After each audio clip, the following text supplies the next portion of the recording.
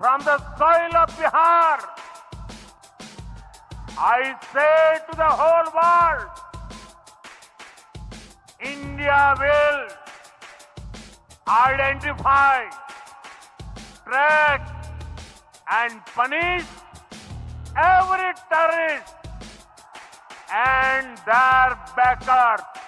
We will pursue them to the ends of the earth. मैंने अपनी पूरी जिंदगी सच की तलाश में गुजारी।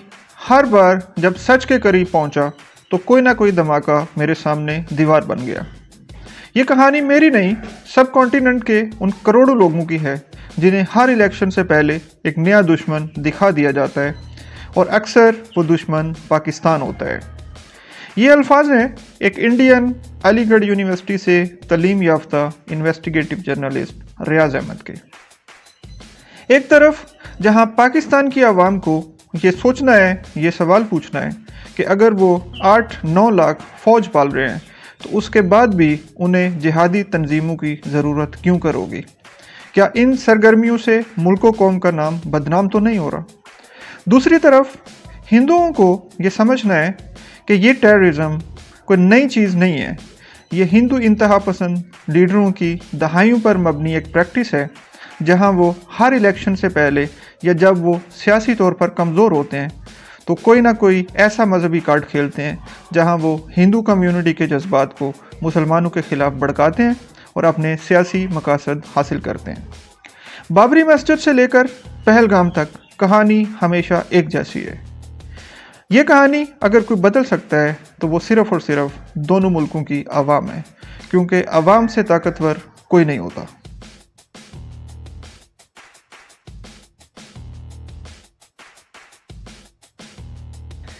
1992 में बाबरी मस्जिद के साथ जो हुआ वो कोई मजहबी वाक़या नहीं था।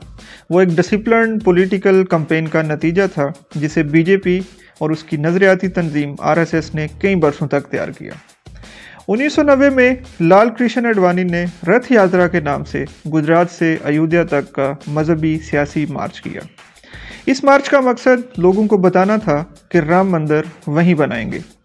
जुलूस, रैलियाँ, नफ़रत अंगेज़ तकारीर से हिंदू कम्युनिटी के जज्बात को भड़काया गया और नारे लगाए गए कि बाबर की औलादों को सबक सिखाएंगे, एक धक्का और दो, बाबरी मस्जिद तोड़ दो।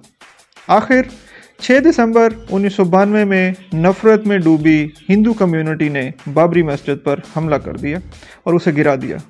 उन दंगों में 2000 लोग मारे गए। बाबरी मस्जिद के गिरने के बाद बीजेपी ने खुद को हिंदुओं का मुहाफ़िज़ बनाकर पेश किया। 1996 के इलेक्शन में बीजेपी सेंटर में सबसे बड़ी पार्टी बनकर उभरी और उन्होंने 1998 में हुकूमत बना ली। बीजेपी का वो सफ़र जो 40 साल में तय होना था, मज़हब कार्ड खेलकर उन्होंने 6 साल में तय कर लिया।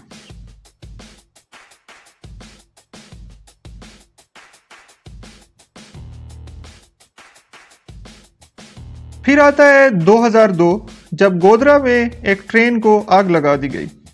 उसके बाद भी मुसलमानों पर इल्ज़ाम लगाया गया कि उस ट्रेन में चूंकि राम मंदिर तहरीक के हामी सवार थे, इसलिए मुसलमानों ने पेट्रोल डालकर ट्रेन को आग लगा दी। वाक़े के बाद फसादात शुरू हुए जिसमें तकरीबन 2000 मुसलमान मारे गए। ख़वातीन के साथ ज़्यादतियाँ रिपोर्ट हुई, घर, मसाजिद और बाज़ारों को आग लगा दी गई। पुलिस ने इन मामलात में मुदाखलत करने से इनकार किया। इन दंगों के बाद नैनवती कमीशन बनाया गया जिसने इल्ज़ाम मुसलमानों को दिया। खैर, कमीशन को जानिबदार करार दिया गया और उसकी रिपोर्ट्स को अपोजिशन और ह्यूमन राइट्स की तंजीमों ने मानने से इनकार कर दिया।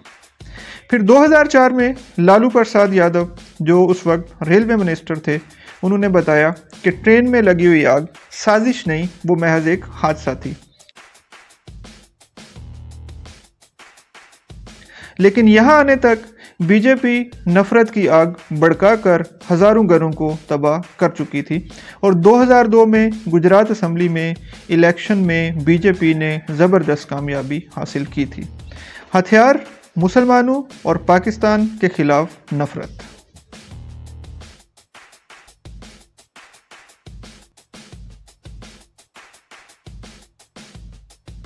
महलगांव में 2006 और 2008 में धमाके हुए और फिर मुसलमान ही गिरफ्तार हुए और मुसलमानों के खिलाफ ही कार्रवाई की गई। लेकिन बाद में 2010 में महाराष्ट्र ATS के सरबराह ने कहा कि असल मुजरम हिंदू इंतहा पसंद तंजीमें हैं। कर्नल पुरोहित और स्वामी असीम आनंद पर इल्ज़ामात लगे और 2011 में असीम आनंद ने तस्लीम भी किया कि उन धमाकों का मकसद मुसलमानों को बदनाम करना था।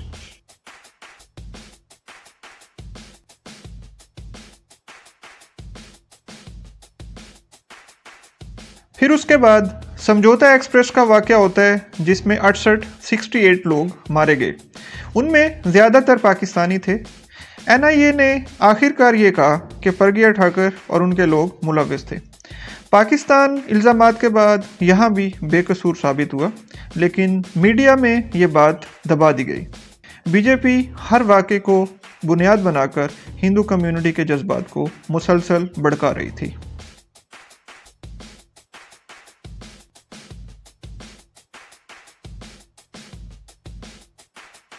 फिर उसके बाद 26 नवंबर 2008 की रात मुंबई पर क़यामत टूट पड़ी। 10 मुसल्लह अफराद ने ताज होटल, ओबराय टावर, निर्माण हाउस और दीगर जगहों पर हमले किए। 60 घंटे तक मुंबई दहशत में डूबा रहा, जिसमें 168 लोग मारे गए, जिनमें 6 अमरीकी और 9 इसराइली थे। यहाँ पर भी इंडिया ने पाकिस्तान पर इल्ज़ाम धरा। इंडियन फोर्सेस ने एक हमलावर जिसका नाम अजमल कसाब था उसे ज़िंदा पकड़ लिया और तहकीकात के बाद बताया कि इसका ताल्लुक पाकिस्तान ज़िला अकाड़ा से था। इंडियन मीडिया ने उसके वालिदैन, उसका गांव और फैमिली मेम्बर्स तक को टीवी पर दिखा दिया और फैमिली मेम्बर्स ने भी वीडियो में ये कहा कि हाँ, ये हमारा लड़का है। पाकिस्तान ने तहकीकात की ऑफ़र की, लेकिन उसके बाद इंडिया अजमल कसाब के बारे में कोई ठोस शवाहिद पेश ना कर सका। मुंबई हमलों के बाद हस्बे मामूल बीजेपी ने हिंदू कम्युनिटी के जज्बात को भड़काने की खूब कोशिश की। एक तरफ बीजेपी पाकिस्तान के खिलाफ नारेबाजी कर रही थी और दूसरी तरफ कांग्रेस सेकुलरिज्म को थामे हुए थी। इंडियंस ने यहाँ पे बड़ी जिम्मेदारी का मुजाहरा किया और बीजेपी को वोट करने की बजाय कांग्रेस को वोट किया और उसका रिज़ल्ट ये निकला कि आने वाली एक दहाई पाकिस्तान और इंडिया में कोई इस तरह का वाक़या रिपोर्ट नहीं हुआ।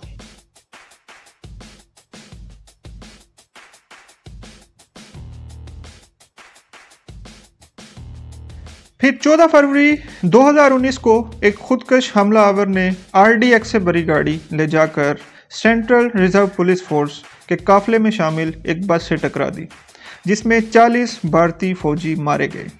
हस्बे मामूल इंडिया ने पाकिस्तान पर इल्ज़ाम धर दिया और ये कहा कि जैश-ए-मोहम्मद नामी एक जिहादी तंजीम इसकी ज़िम्मेदार है। इमरान खान जो उस वक्त वज़ीर आज़म थे, उन्होंने नरेंद्र मोदी को शफाफ तहकीकात की पेशकश की। तहकीकात के बाद पता चला कि हमलावर आदिल अहमद डार नामी एक कश्मीरी नौजवान था और उसका पाकिस्तान के साथ कोई डायरेक्ट राब्ता नहीं था। फिर सवाल ये उठाया गया कि 80 से 100 kg RDX जिसकी मदद से हमला किया गया वो वहाँ तक कैसे पहुँचा। लोगों ने गवर्नमेंट की एडमिनिस्ट्रेटिव अप्रोच पर क्वेश्चंस उठाए। बाद में महाराष्ट्र पुलिस अफसर संजीव संबालकर की एक ऑडियो सामने आई जिसमें वो ये कह रहे थे कि ये सब इलेक्शन जीतने के लिए किया गया है। फिर वही हुआ, बीजेपी मजबूत जमात बनकर उभरी और 2019 में मोदी ने इलेक्शन जीत लिया।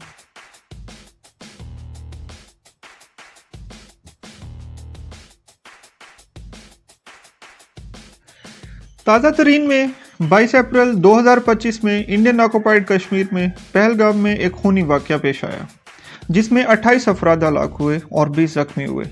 यहाँ 5 मुसल्लह अफराद ने टूरिस्ट पर फायरिंग की। हमलावर ने मर्दों और औरतों को अलग अलग करके उनके मज़ाहब पूछे और फिर उनको कत्ल किया।